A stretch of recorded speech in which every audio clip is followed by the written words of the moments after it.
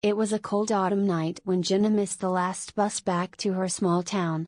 The bus stop was desolate under the flickering streetlight.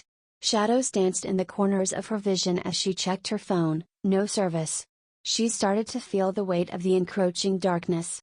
The nearby woods whispered soft secrets to each other, as if they were alive. Jenna took a deep breath, trying to calm the gnawing anxiety. She decided to walk the 2 miles to her town.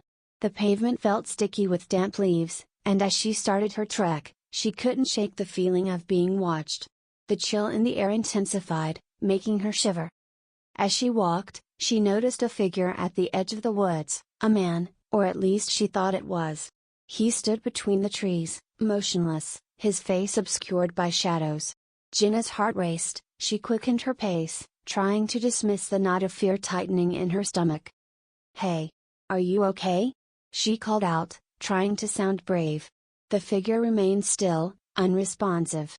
The hairs on the back of her neck stood up. Suddenly, she heard rustling behind her. She glanced back but saw nothing, just the swirling mist creeping out of the trees. Glancing forward, the figure was now closer, stepping out from the shadows, his features coming into view. Pale skin, hollow cheeks, and eyes that looked far too sunken in. An unsettling grin stretched across his face. "Lost, are we?"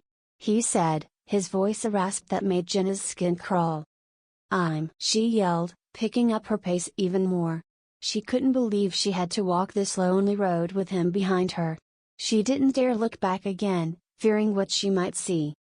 The man stayed a cautious distance behind her, and yet somehow, the sounds of his footsteps matched her own, almost as if he were always just behind her, closing in. She could feel her heart pounding violently against her ribcage, drowning out the soft whispers of the branches swaying above. After what felt like an eternity, Jenna finally spotted a faint glow up ahead.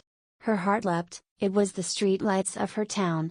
She picked up her pace as adrenaline coursed through her veins. She had to reach the safety of the lights.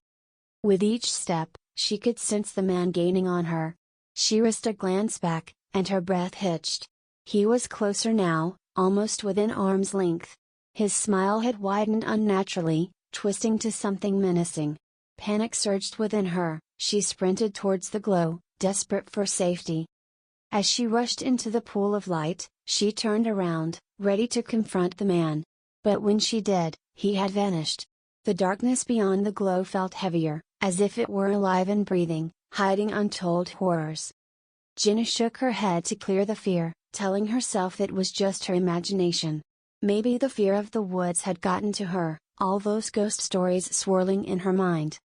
Relieved, she continued walking, but then she heard a voice call from behind her, "SW and Smooth, did you really think you'd get away?" Her heart dropped into her stomach.